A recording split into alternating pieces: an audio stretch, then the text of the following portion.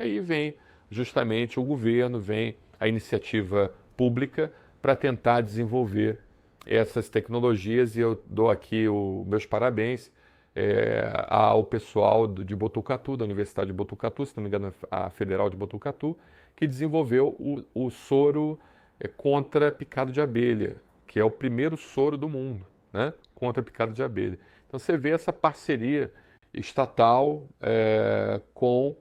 ah, com os apicultores e que, de certa forma, levou ao desenvolvimento dessa tecnologia. Então, realmente, acaba ficando difícil. Se a sua doença que você apresenta é uma doença que não é muito comum no Brasil, perdão, que não é muito comum em países desenvolvidos, mas é mais comum em países tropicais, em países subdesenvolvidos, em países da África, da América Latina ou do Sudeste Asiático, acaba havendo uma dificuldade, por assim dizer, de você ter esses testes específicos, né? Infelizmente.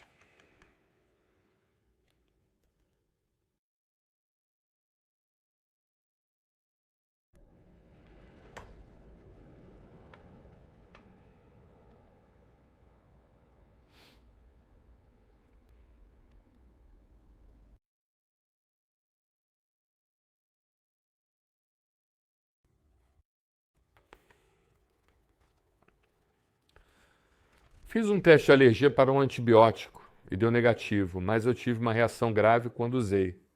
Por que isso acontece? Existe alguma forma de testar melhor as alergias a medicamentos? É, o que acontece? Vamos lá. Pode ser que quando você fez o teste, você ainda não estava sensibilizado àquele antibiótico. E o teste começou a sensibilizá-lo e quando você consumiu a sua dose plena, então você desenvolveu a reação de hipersensibilidade e já é mediada. Entenda que a alergia a antibióticos é uma alergia também que envolve diferentes mecanismos imunológicos.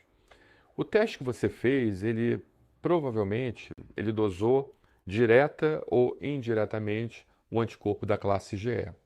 Mas muitas das vezes, em alergias não IgE mediadas, a dose ela vai ser muito importante. Então, por exemplo, se você dá uma dose pequena desse antibiótico e é uma alergia que não é mediada pela IgE, então a possibilidade de você desenvolver reação é pequena durante o teste.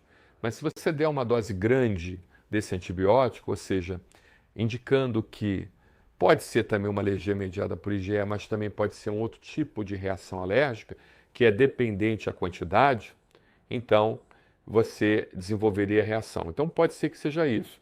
Eu vou dar um exemplo para vocês que não tem ligação com antimicrobianos, mas que tem uma ligação com a dependência da dose da substância que a gente injeta no corpo, que é o contraste iodado. O contraste iodado, ele em pequenas doses não desenvolve nada, mas em grandes doses ele pode fazer justamente o rompimento dos mastócitos, e esse rompimento dos mastócitos leva então à liberação de histamina com reação anafilática, com anafilaxia. Então é impossível você saber se um paciente ele é alérgico ou não ao contraste iodado, a não ser que você faça o contraste iodado. Não tem como fazer teste, você vai fazer o teste alérgico no paciente, vai dar negativo, porque é dose dependente. E a única forma realmente de você entender se aquele paciente é alérgico ou não é você submetendo ele ao exame monitorado e, de certa forma, fazendo o contraste iodado. Você veja que se nós fôssemos alérgicos ao iodo e se fosse dose independente, ninguém ou poucas pessoas conseguiriam, por assim dizer, que tem alergia ao contraste iodado, conseguiriam comer sal. O nosso sal, ele é iodado. Então, se você tem suspeita de alergia ao iodo e você come sal, você provavelmente, se tiver alergia, você é alérgico ao iodo pela dose, pela quantidade que você fizer uso, e não o iodo em si, porque o iodo em si, em pequenas doses, ele não causa nada, ele só vai causar a partir do momento que tiver uma concentração, que a gente chama concentração coelodosmótica no sangue muito grande, e essa concentração coelodosmótica vai romper as nossas células, levando à alergia. E também não confundir reação alérgica à proteína do peixe, do crustáceo, ou seja, de todos aqueles animais que têm iodo na sua composição e que têm sal também na sua composição, que são criados em ambientes de água salgada com alergia ao iodo. É uma coisa completamente diferente, tá? Muitas das vezes você tem alergia ao camarão, aí você deixa de fazer um contraste iodado porque tem alergia ao camarão. Não tem absolutamente nada a ver. Uma coisa é a reação de hipersensibilidade alérgica à proteína do camarão e outra coisa é a reação ao contraste iodado, que é dose dependente. Então, quando você teve alergia ao camarão, não foi por causa do iodo do camarão, mas sim foi por causa da proteína do camarão. Mas nada impede também de você ter alergia ao iodo, dose dependente, se você fizer um exame e lhe injetar em grandes quantidades de contraste iodado, que é o preconizado durante o exame. Então, nada impede de você ter os dois.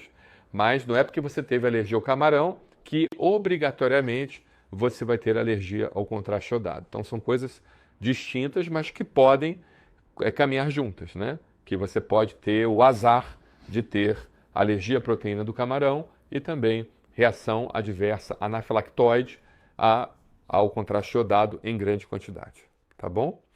É interessante até que, por exemplo, quem faz a tomografia de coronários também é contraste iodado. O paciente nunca boa parte dos pacientes não desenvolve alergia a uma pequena quantidade de contraste iodado que é utilizada na tomografia de coronários. Já quando faz uso de uma tomografia de abdômen, que você precisa de uma grande quantidade de contraste iodado, ou também uma tomografia do tórax, então o paciente já desenvolve. Então você vê essa relação dose independente.